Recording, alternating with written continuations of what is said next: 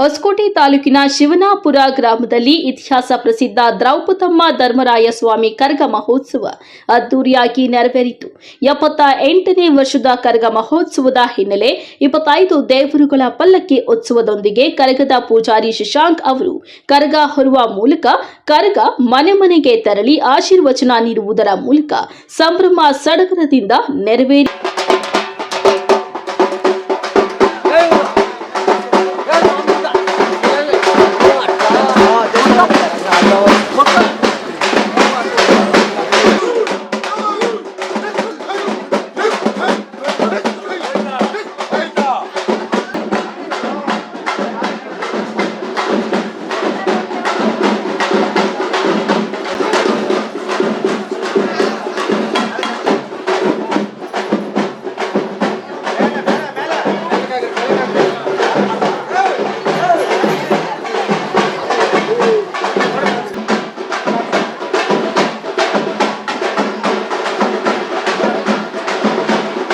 ವಿಶೇಷವಾಗಿ ಶ್ರೀರಾಮ ನವಮಿಯಂದು ಆಚರಣೆ ಮಾಡುವ ಈ ಕರಗ ಮಹೋತ್ಸವ ತಡರಾತ್ರಿ 1:30ರ ಸಮಯದಲ್ಲಿ ದೇವಾಲಯದಿಂದ ಹೊರಗಡೆ ಬಂದು ಗ್ರಾಮದಲ್ಲಿ ಎಲ್ಲ ಸಂಚರಿಸಿ ಪೂಜಾ ಕಾರ್ಯಕ್ರಮಗಳನ್ನು ನೆರವೇರಿಸಿ ಗುರುವಾರ ಮಧ್ಯಾಹ್ನ 1 ಗಂಟೆ ಸರಿಸುಮಾರಿಗೆ ಅಗ್ನಿಗುಂಡ ಪ್ರವೇಶ ಮಾಡುವ ಮೂಲಕ ದೇವಾಲಯ ಪ್ರವೇಶ ಮಾಡಿದ್ದು ಎಲ್ಲರ ಗಮನ ಸೆಳೆಯಿತು.